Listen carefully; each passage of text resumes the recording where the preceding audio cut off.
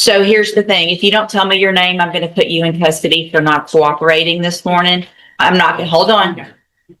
I understand what you're doing and what you're trying to do. It's not going to help you a single bit in court to try to play these games. Go back with the bailiff. You're going to make it worse if you don't.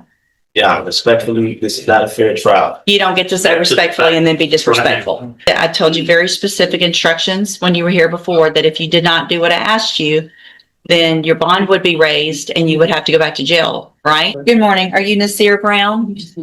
I'm not here today on special appearance. I'm sorry. Speak up so I can hear you. Here today You're appearing here today? by special appearance. Okay. What is your name? I'm a third party intervener on behalf of artificial legal entity, not Nir Brown. Okay. At one point in your, at some point in your life prior to being this third party, were you Nir Brown? No. You're not him. I'm a third party intervener. So here's the thing. If you don't tell me your name, I'm going to put you in custody for not cooperating this morning. I'm not going to, hold on. I understand what you're doing and what you're trying to do. It's not going to help you a single bit in court to try to play these games. That's relative. So are you Nir Lewis Brown, or have you been him at some point in your life or not? Yes. Okay. So I'm going to call you by Mr. Brown because I'm not going to say all the words that you just said because you've now identified yourself as Nir Lewis Brown.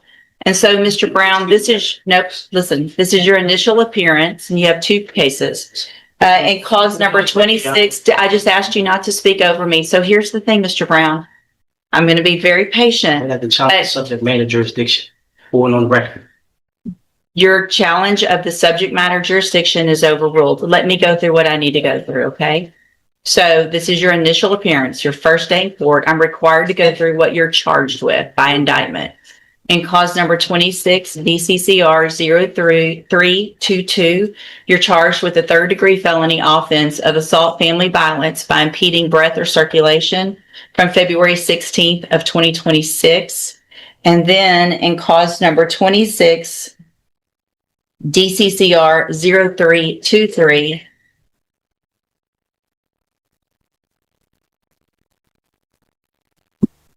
you're charged with the state jail felony offense of injury to a child, and that's from February 16th of 2026.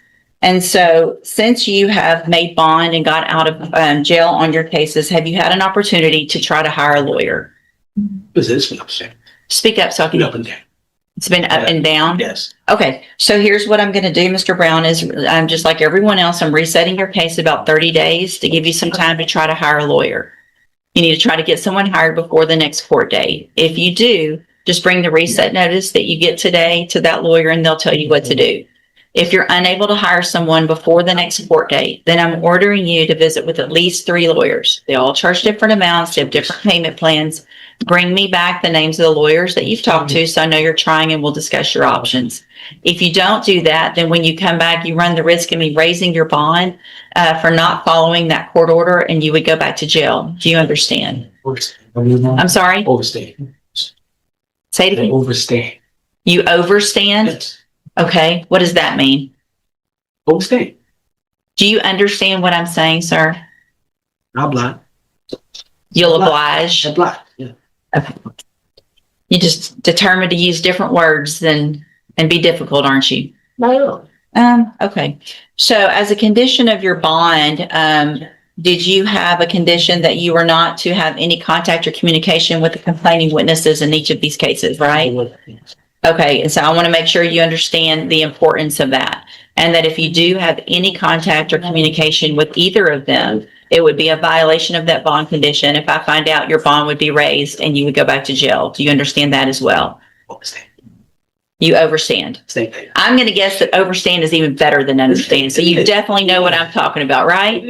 So we don't have any miscommunication today. You know exactly what I'm talking about.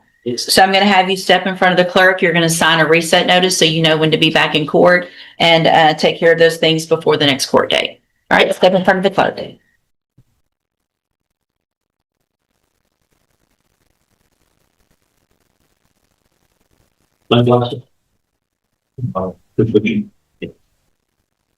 Are you Nir Brown? Ready in the beginning. I'm sorry? We were here before. You've been here before, but you have to speak up where I can hear you. Executing beneficiary of the trust in hand. Of the trust of what? Of the trust in hand, yeah. Of the trust in hand? Whose Yes. hand?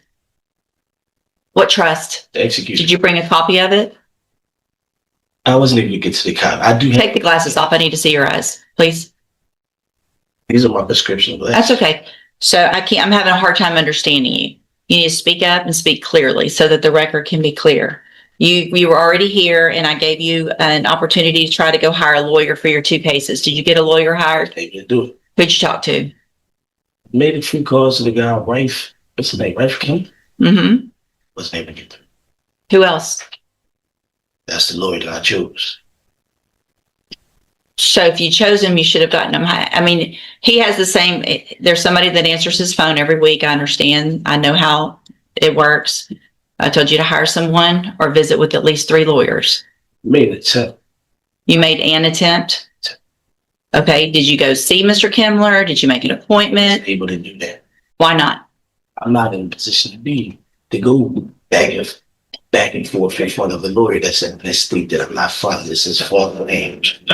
So here's the thing, Mr. Brown, I told you very specific instructions when you were here before that if you did not do what I asked you, then your bond would be raised and you would have to go back to jail, right?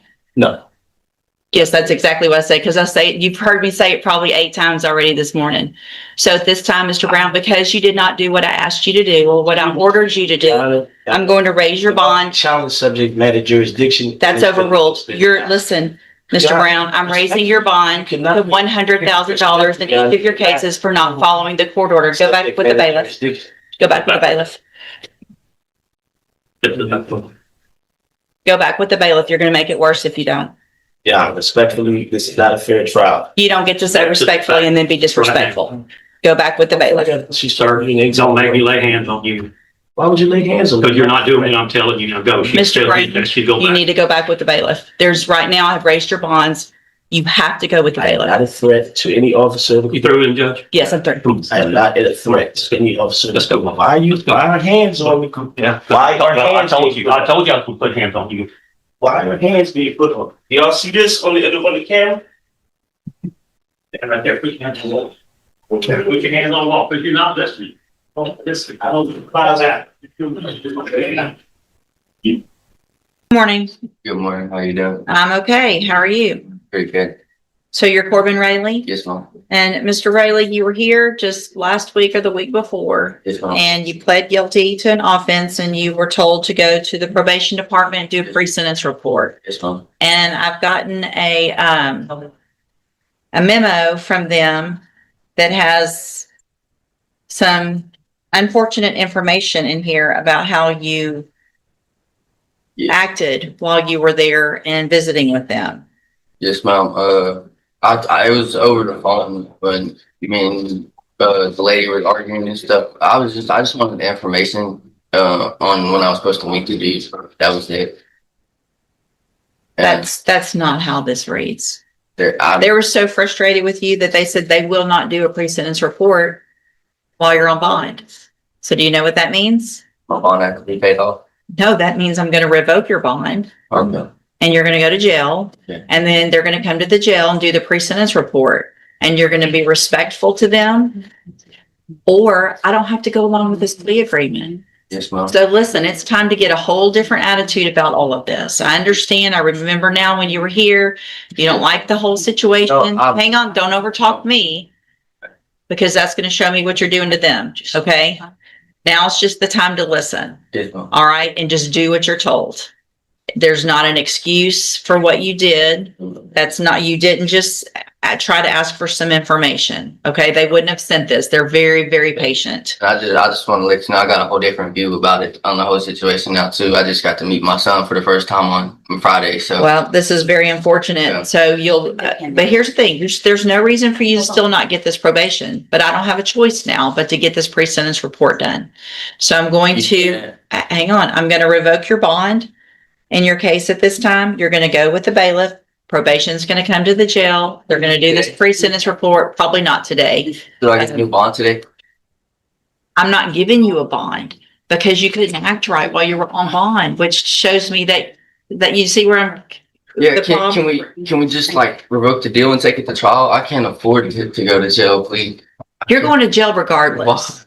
Why? Yeah, it's not- Because, do you want me to read the memo? the whole thing, yeah, can we play the voice recordings of the phone call in here today too, if that's the case? Because if you're just gonna believe what she says, then I believe I have the right to fight on behalf of what I have to say, and we need to be able to play those phone recordings. You're gonna go do that, you're gonna go do that Of pre-sentence course, we're not gonna play report, phone recordings today. and you're gonna go and hopefully be respectful and hopefully get this probation and not ruin your life over this. Oh, This is very- How long do you think I'll be in It's there? a very temporary situation. Mr. Rojas can come back and talk to you. I'm revoking your bond at this time. I find it's in the best interest until sentencing that there not be a bond. You can go back with the bailiff. I understand there's times for mercy, there's times for compassion, Your Honor, but I think undeserved mercy to the guilty is cruelty to the victims, and they've been through everyone's worst nightmare. 20 plus 20 is 40, and that's really not enough, but that is the maximum allowed under law, and that's what I'm asking you to do on behalf of the Marty family, the Eisenhower family, Christopher Staggs, Oscar Carr, and their entire faith community. The one reason all these people, including the Gomez family, are here in this courtroom today is because of what he did, what he chose to do. And it is a tragedy up and down. And so I'm asking you to protect the citizens of Jefferson County from any chance that this could ever happen again from Mr. Gomez. Thank you, Your Honor. Thank you. I have a question, Mr. Nichols, with regard to deadly weapon finding. I'm looking at the indictment, and it doesn't read that there's a deadly weapon. Right, I don't believe it does, Your Honor. Okay. And it's not something I looked into. Is that something I can still find if the indictment doesn't say it? Yeah, I don't have an answer for that. Okay. Do y'all know? If it's not, if it's not in the indictment? The court would have to find, it is permissible without a request, without it being included in the indictment. However, the court would have to point to specific evidence that it was used or intended to be used as a deadly weapon. Okay. And I would argue to the court that perhaps, I mean, if there had been other evidence, but there's really no evidence admitted upon which the court could make such a finding, so I would ask the court not to find that. But I will represent to the court as an officer of the court that it is not absolutely required that it be included. Okay. I really didn't think so. I just wanted to make sure. I would think I guess, Mr. Young, would you disagree with the information that is provided in the pre-sentence report that everyone has agreed that I review, that I could use that as far as, since I've taken judicial notice of that, the letters and everything else, that would be, would you have an objection for me, of me using that if I were in fact to make a finding of a deadly weapon? Your Honor, I think the court can consider all evidence before the court, and if there is evidence that the court can point to that says this supports the finding of deadly weapon, and obviously we can't contest that. Okay. First, I really do want to thank everybody for being here. We don't have full courtrooms like this. These, just as both of the attorneys said, these are some of the most difficult cases that any judge has to deal with for many reasons, obviously. Mr. Gomez, had you been in, well, I'm not sure that it would matter, but had you been in here and this was your first DWI, there might be some sense of what your attorney was asking for me, which is true. I mean, I have to detach myself from the emotional part, which is, it's impossible, but it's required, and I do the best I can to do that. And there are things about you and your life in the past that are good. There are things that the 3 prior DWIs should have taught you. Your age, you're 52 now, 53 now. You know, it's the 3 DWIs previously, even though they're older and your age, it's not the establishment's fault. Did they violate the law? Absolutely. You're a grown man. Grown man. Got into a vehicle, and you know from your history, you know from your age, you know probably from telling your own children not to drink and drive, and trying to probably instill that in them, and you did it, and you did this. So at this time, in cause number 24, DCCR 1651, I'm going to find you entered your plea of guilty freely and voluntarily, find sufficient evidence to find you guilty, and at this time find you guilty of intoxication manslaughter with a vehicle. I'm going to sentence you to a term of 20 years in the institutional division of the Texas Department of Corrections.